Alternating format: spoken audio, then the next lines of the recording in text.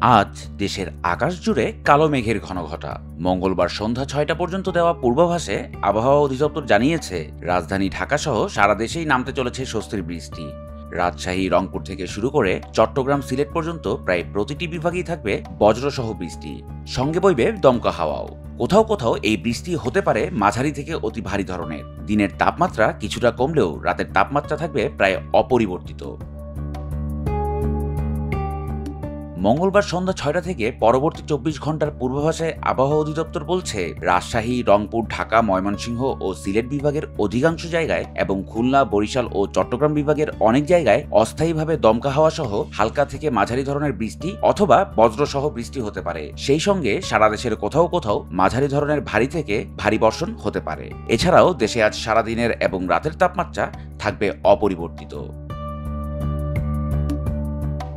ইলিয়াস হোসেন, স্বদেশ প্রতিদিন।